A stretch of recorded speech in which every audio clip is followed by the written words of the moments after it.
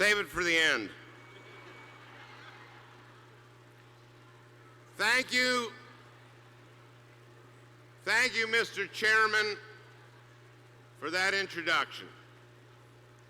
You know, the very first question I was asked as a candidate for Senate was by a woman in St. James, Minnesota, in southwestern Minnesota. And she said to me, "Are you for term limits?" And I said, "No, and let me tell you why. Jim Oberstar."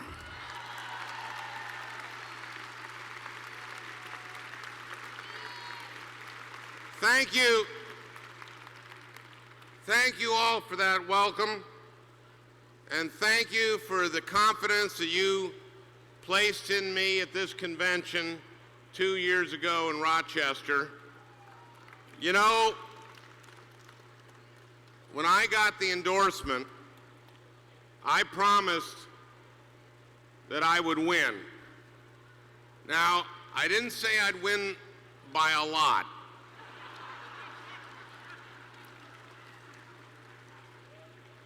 But thank you. Thank you for the work that all of you did to get me elected. And thank you for the work we'll all do this spring, this summer, this fall to elect the first DFL governor since Rudy Perpich.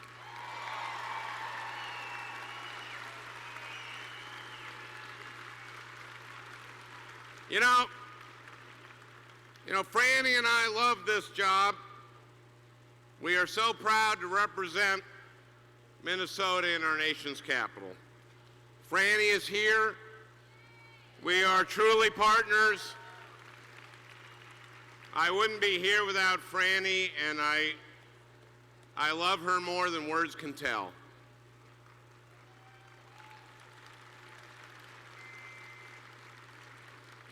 Our daughter Thomason is here as well, and I wouldn't be here without her either, you know that. And now her mom and I get to see her a lot because she's in Washington. She's supervising the after-school programs at a DC elementary school, public school there in Washington, and I could not be prouder. And let me tell you that during the health care debate, I couldn't have been prouder to represent Minnesota, to share the experience and the expertise, the wisdom, the passion, the commitment, and the sheer genius of so many Minnesota healthcare professionals. Doctors, nurses, hospital administrators, clinic administrators, healthcare economists, patient advocates, rural health professionals, experts in healthcare disparities, public health advocates, and yes, Minnesota's health insurance executives, it's true. And state legislators like Linda Berglund and Tom Huntley and Aaron Murphy, true leaders in healthcare reform. There is so much in this bill that comes from Minnesota. This new health reform law, and by the way, it's a law. It's not a bill anymore. It's a law. It is a law.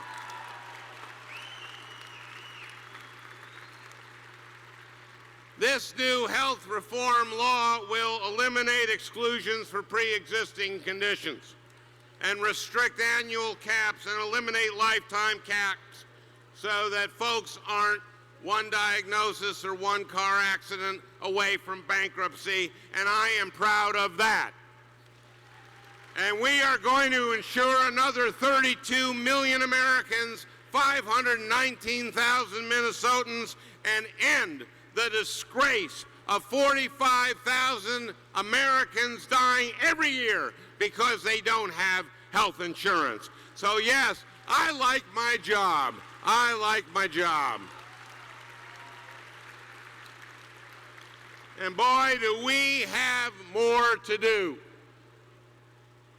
We have to get people back to work. We are heading in the right direction, but it's not good enough. It's not nearly good enough. But let's remember how we got here. When President Obama took office, that first month he took office, we lost in America 775,000 jobs. We were in the midst of the worst financial meltdown since the Great Depression. And don't let anyone tell you any different.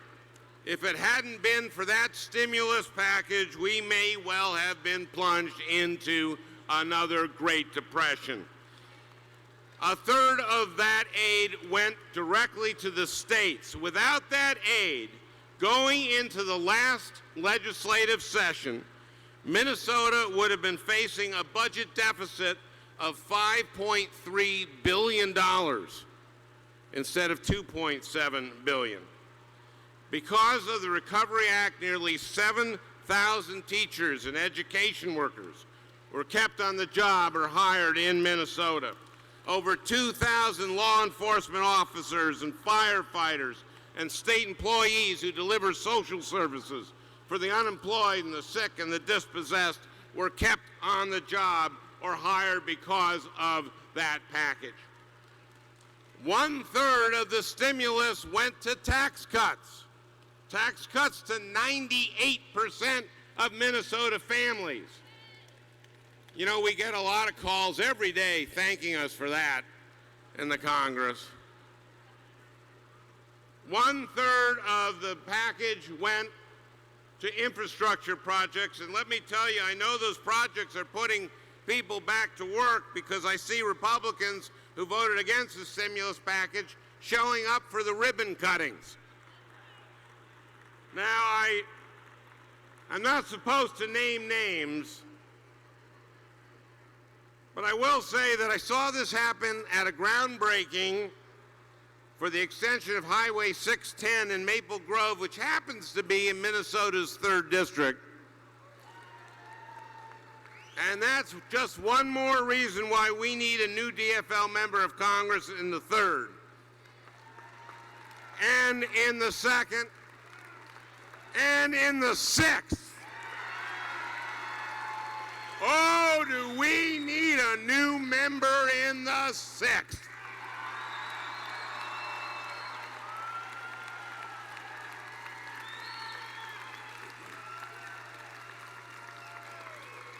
Yes, we do. We need a new member in the 6th who doesn't think Barack Obama is anti-American, who doesn't think that Americans should be weaned off Social Security and Medicare, who doesn't think that the census is some government plot to violate people's privacy. We need Terrell Clark.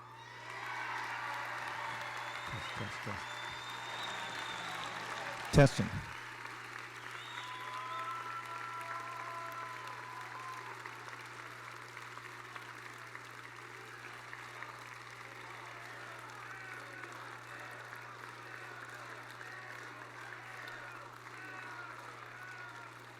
So yes, we have some work cut out for us. We need financial reform to protect consumers of financial products.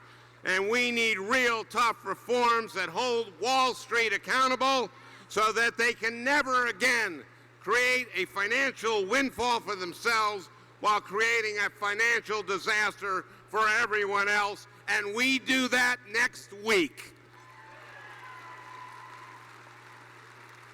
And we need a new energy policy which will create jobs, reduce our dependence on foreign oil, address the challenges of climate change, develop renewable energy, promote efficiency and clean our air and water, policies that allow Minnesota farmers not just to feed our nation, but also to power our nation and provide for their families in the process. And we are going to have a battle on our hands to confirm a new Supreme Court justice, one who won't roll back our nation's progress on women's rights and workers' rights and civil rights. And perhaps most importantly, we have to reform our education system. I think all of you probably remember my fourth grade teacher, Mrs. Moline. Mrs. Moline was the star of my first television ad. Now, our campaign got a lot of emails that her students sent to us to forward on to Mrs. Moline. And she sent me one back that I think I've memorized it. And it went like this. Dear Mrs. Moline, you were my favorite teacher. I wasn't a very good student in fourth grade, but that's because stuff was happening in my home. And your fourth grade spelling was hard. But you saw that I liked art projects. So you did art projects with me, and I'll never forget painting a window with you after school. You made me feel special. And then in parentheses, she put loved.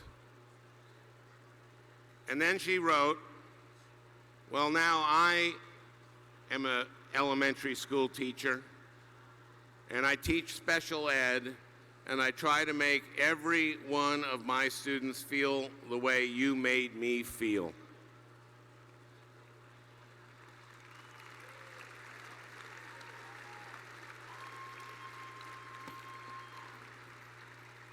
And what I worry about is, because of the way No Child Left Behind works now, our teachers will have to spend all their time teaching to the tests, so they can't take the time doing art projects with a kid who's having trouble at home and who connects to learning through art.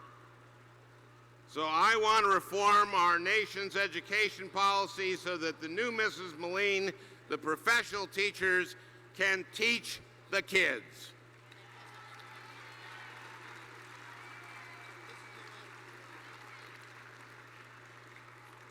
So we're going through a tough time as a state and a country, but I believe we can come through this and come through it stronger. And I think of my father and the arc of his life. My dad was born in 1908. His dad died in 1924 when he was 16, so my dad quit school and went to work. But the Depression started in 1929, and then when he was 21. And then World War II started when he was 33 years old. After World War II, a lot of you might know that my dad turned out he wasn't a great businessman, but he got a job as a printing salesman in Minneapolis, and my mom got a job selling real estate. And they were able to buy a 2-bedroom, 1-bath house in St. Louis Park and bring up my brother and me. And they're able to send us to college. Things are pretty good in St. Louis Park in the 50s and 60s. So my parents went from seeing our country go from its darkest hours to some of its best days, and we can do that again because we are so blessed. We have so much going for us. Our workforce is among the most productive in the world. We lead the world in scientific and technological development, and we spend more on research and development than anyone else. And we have young people like my son Joe, named for his grandfather, going back to graduate school to get a degree in engineering and in business because he wants to manufacture stuff here in the United States of America.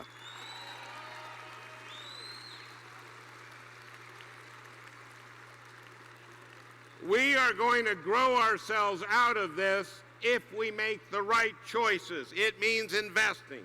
It means investing like we did after World War II. It means investing in infrastructure and education and science and research and development. And that's why we have to and why we are going to elect a DFL governor to lead us, to lead this state, and help us take our rightful position as a leader of this nation and a leader in the world. And I swear to you, our best days are ahead of us. Now, am done here, we are going to endorse a candidate for governor. And when that's done, no matter who you came here supporting, I need you here. I need you to leave here standing behind our endorsed candidate. That's what I'm going to do. That's what I'm going to do. Because that's how we're going to win. That's how we're going to win.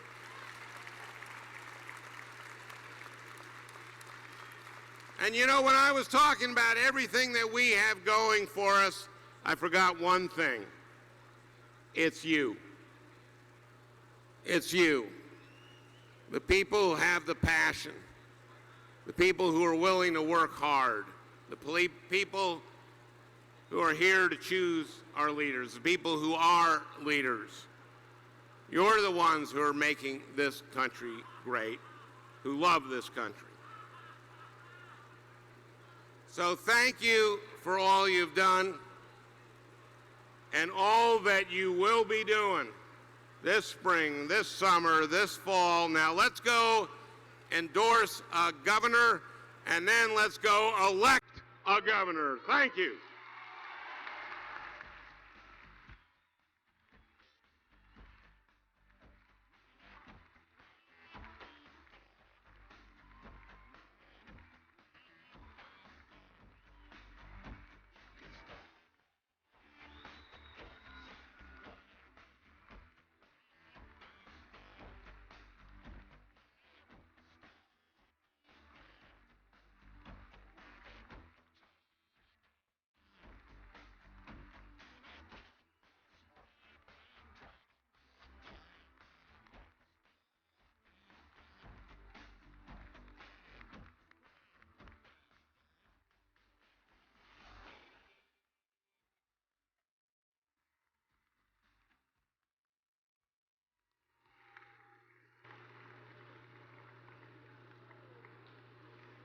For the purpose of a report from the Credentials Committee, the chair recognizes the co-chair of the Credentials Committee, Alan Parrish. Hey folks, this is Mike McEntee. We're just busting in with a little breaking news here as this going on in the background. We have just heard that Tom Bach, former candidate for governor Tom Bach, who pulled out of the race here a few weeks ago, is now endorsing Representative Thiessen. Tom Bach endorsing Representative Thiessen. That was just announced a little while ago. So as additional breaks start coming in, we'll pass along on that information. So we're going back to the podium now.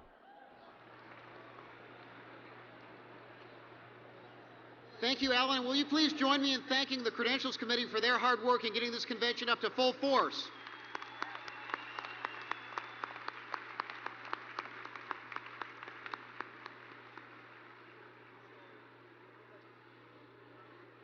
The next order of business is the endorsement of a candidate for governor. We will proceed with that business as soon as the hall is quiet and the aisles are clear.